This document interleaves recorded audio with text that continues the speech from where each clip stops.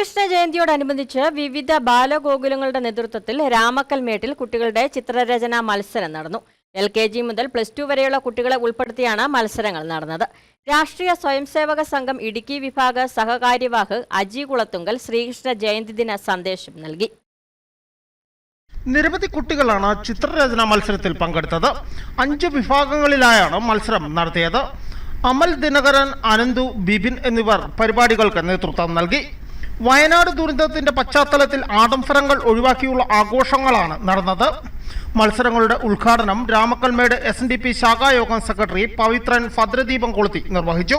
രാഷ്ട്രീയ സ്വയംസേവക സംഘം ഇടുക്കി വിഭാഗ സഹകാര്യവാഹ് അജി കുളത്തുങ്കൽ കുട്ടികൾക്ക് ശ്രീകൃഷ്ണ ജയന്തി സന്ദേശം നൽകി. പുണ്യമീ മണ്ണ് പവിത്രമീ ജന്മം എന്നതാണ് ഇത്തവണത്തെ ബാലഗോകുലത്തിന്റെ സന്ദേശമെന്നും കുട്ടികളിൽ ചെറുപ്പത്തിൽ തന്നെ ഭാരതീയ സംസ്കാരത്തെക്കുറിച്ചും പാരമ്പര്യത്തെക്കുറിച്ചും അറിവ് പകർന്ന് അവരെ ദേശീയ ബോധമുള്ള ഉത്തമ പൗരന്മാരാക്കി മാറ്റുന്ന പ്രവർത്തനമാണ് ബാലഗോകുലം മുമ്പോട്ട് വയ്ക്കുന്നതെന്നും അദ്ദേഹം സൂചിപ്പിച്ചു. പ്രസാദ് ചരുളയിൽ അധ്യക്ഷത വഹിച്ച യോഗത്തിൽ പ്രകാശ് KP, സന്തോഷ് എന്നിവർ സംസാരിച്ചു. News bureau, Udumbanchola. ഇനി ലോ പ്രൈസിൽ ഹൈ റേഞ്ച് ഓണം. ഏറ്റവും പുതിയ കളക്ഷൻസ് ഏറ്റവും കുറഞ്ഞ വിലയിൽ. High range home appliances.